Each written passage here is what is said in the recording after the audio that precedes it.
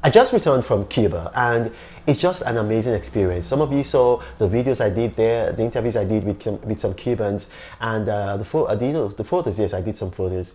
But the amazing thing is what I learned in Cuba, and it's going to come out in my next column in these day newspapers. Now, the thing is, in Cuba, they practice a religion called Santeria. A lot of the people in Cuba, and they speak a language in Cuba called Yoruba. Now, when I heard that language, Yoruba, I wasn't even aware that it was Yoruba because the Y is silent. Maybe because for a long time they speak Yoruba with a Spanish accent. So it's Yoruba. And it's not just the black folk in Cuba that speak Yoruba, white folk, I wouldn't call them white, let me say Latino folks, people that originally came from Spain, and then obviously they are descendants of those people. They speak Yoruba. They teach Yoruba, that's Yoruba, they teach it in schools. But here's the amazing thing, their Yoruba is actually, would I say, more, almost purer than the Yoruba that we speak in Nigeria and in Benin Republic. Why? Because, the British, when the British colonized Nigeria, through a man like Samuel Ajayi Crowther, they did some damage to Yoruba. And one of the damage that they did to Yoruba is the translation of Eshu as devil, Eshu as devil. And it was in Cuba that I realized, they taught me, and I did the research and they showed it to me anyways, and I contacted people back home, and Eshu is actually not Satan at all. There is no correlation between Eshu and Satan. However, Samuel Ajayi Crowther, when he was translating scripture from English, into Yoruba, he did not have a word because there is no concept for the devil or Satan in Yoruba. So he used an approximate word that he thought was going to be close to Satan or the devil, and then he came up with Eshu. But then Eshu is actually in Santeria religion, and then originally in Ifa tradition in Yoruba land, he's an Orisha. So he's like a messenger, because in Yoruba traditions, these people, they call them messengers. What, in Christianity, you might call fallen angel or a demon. So they call them messengers. And then one of these messengers is Eshu. And Eshu, they see Eshu as a being that can bless them or that can harm them. But he is absolutely not the Satan or the devil of scripture. And when I went there and I was like studying with them, because when I go around the world, travel is education for me. I found out, and then I confirmed from people back home, that in Ifa tradition, before the British came and colonized us, the elemental forces like copper, iron, gold, bronze, they had elemental names in Ifa. So the question I'm asking is that why didn't we take these? Because that's science. Right there, that's science. Why did we take all of those that's a science, from our own culture and embrace it?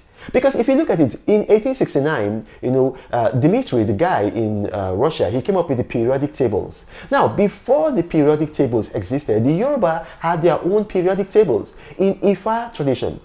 And then if you look at it now, Eshu, over there they call it Eshu.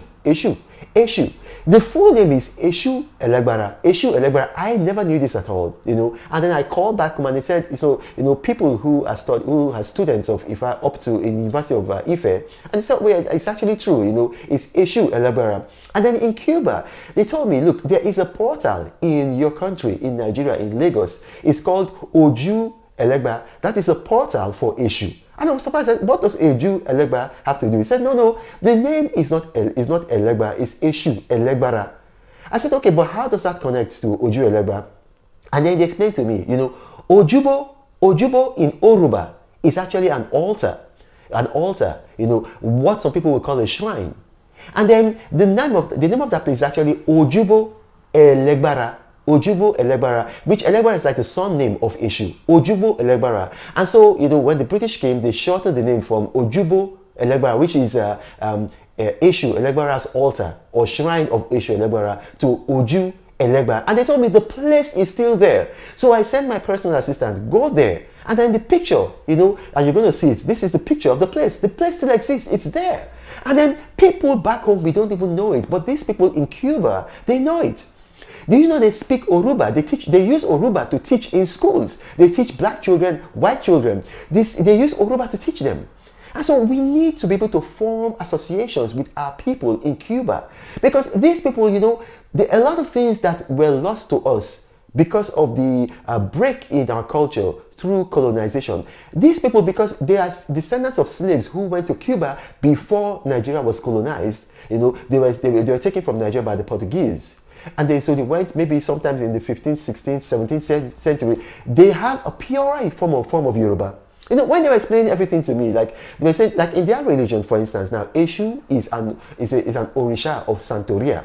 Now, an Orisha is, believe it or not, just like, you know, you have Saint Joseph in Catholicism, or Saint Paul in Catholicism, and then you make an idol, because Catholics, they make idols.